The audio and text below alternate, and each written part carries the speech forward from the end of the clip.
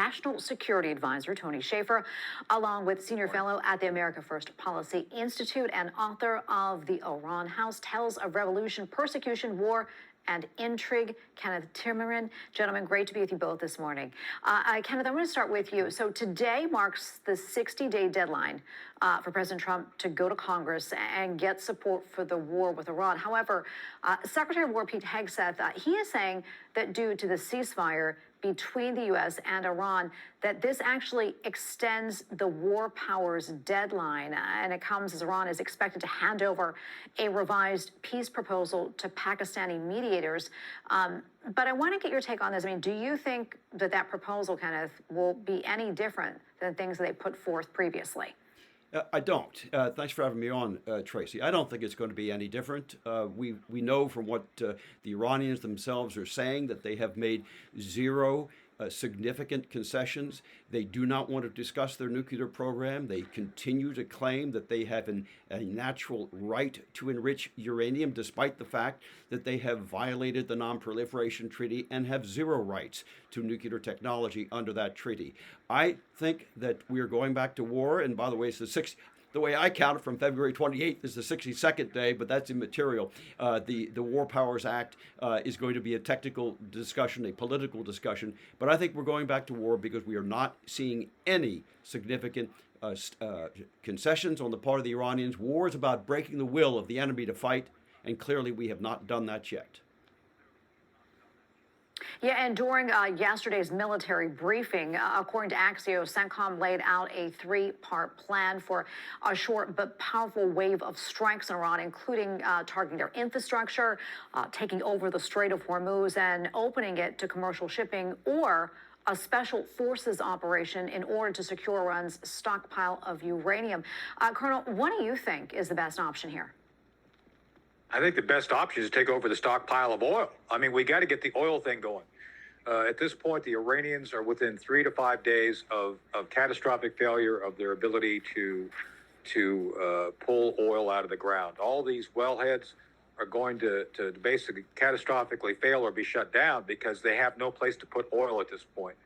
And one of the things that everybody's complaining about, I just got more complaints from folks that you would know, who were former folks from Newsmax, about the price of oil. It's high, no doubt. Gas is high. But I think we're going in the right direction. I think if I were the president, I would direct Pete Hegseth and the Department of War to start looking at options on how to seize and control the resource of oil. The uranium, we'll take care of the uranium.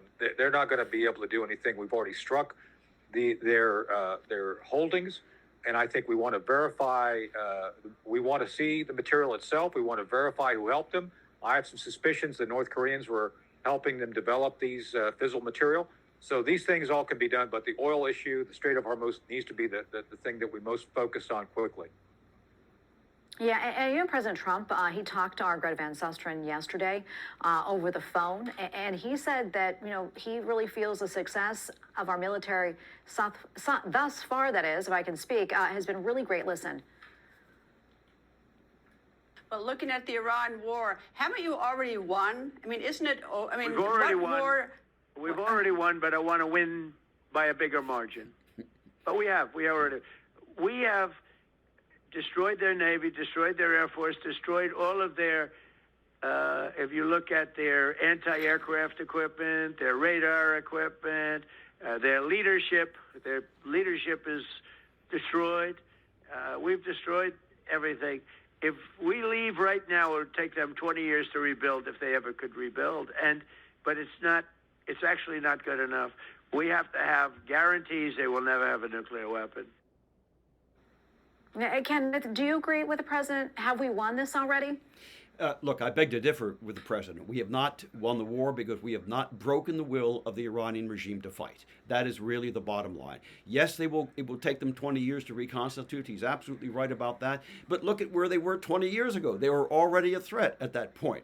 So Iran thrown back 20 years is still a threat to the world. It is still a threat because of their missile capabilities, their drone capabilities, their willingness to promote groups like Hamas and Hezbollah and the Houthis, their proxies around the world, the proxies in Iraq as well. So they are still a threat. We have to break their will. We have not done it yet. That's why I am convinced we're going back to kinetic warfare.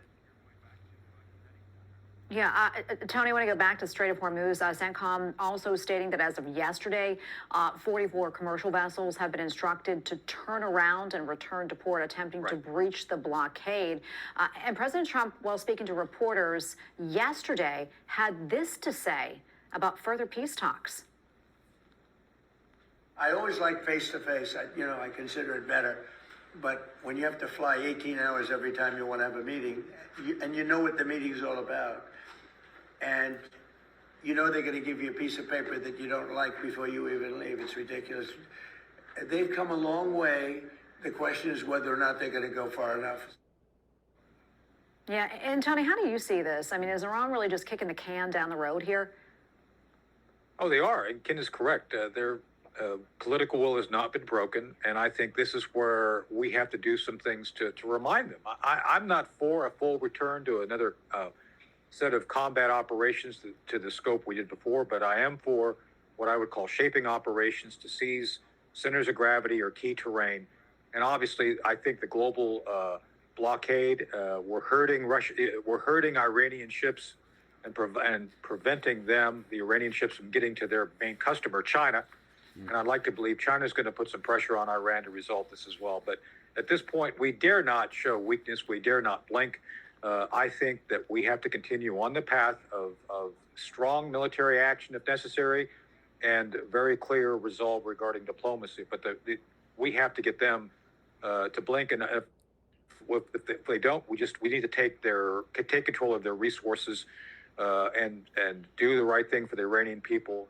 Destroy as little as we have to, but take as much as we must to be effective and successful. Well, gentlemen, great to be with you both today, and always wonderful to get your expertise. Appreciate it. Thanks, Stacey.